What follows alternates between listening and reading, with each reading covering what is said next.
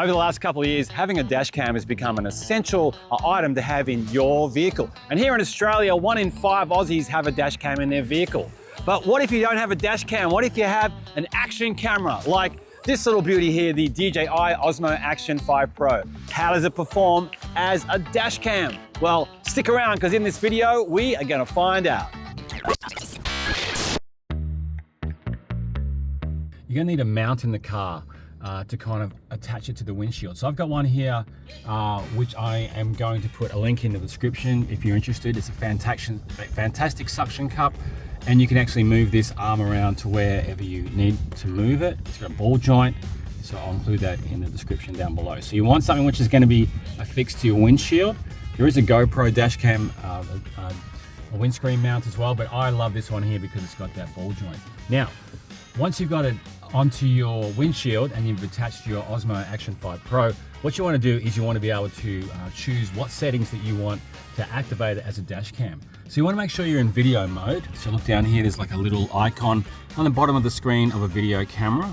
If I tap on that, now it's going to bring up the video mode, so I know I'm in video mode. Now if I swipe up here at the top left hand corner, you can see the icon again. If I tap on that one, now it comes up to 3 mode options. The first one's video.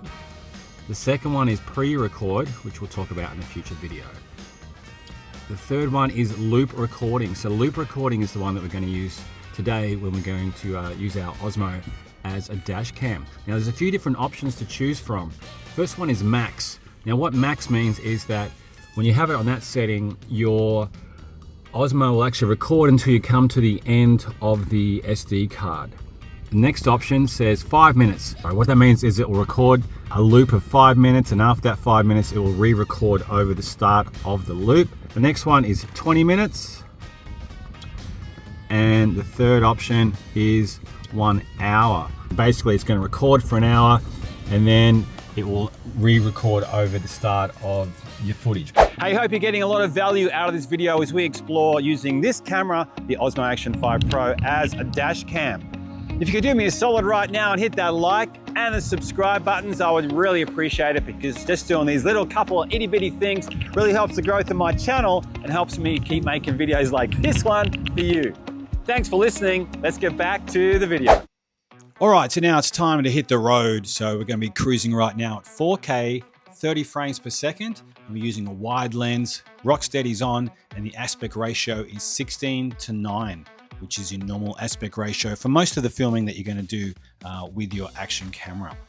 As you can see, it does a pretty good job of capturing the details of the vehicle during the daytime, but as it gets a little bit darker and we start to lose a bit of the light, the camera does struggle a little bit, especially at nighttime.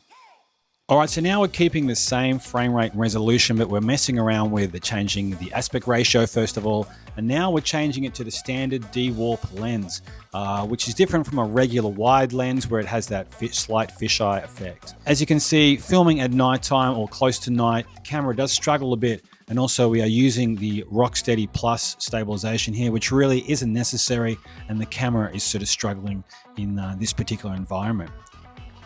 All right, this time at 4K, 60 frames per second, it looks much, much better, a lot clearer at this higher frame rate. And we just tried a couple of different aspect ratios there as well.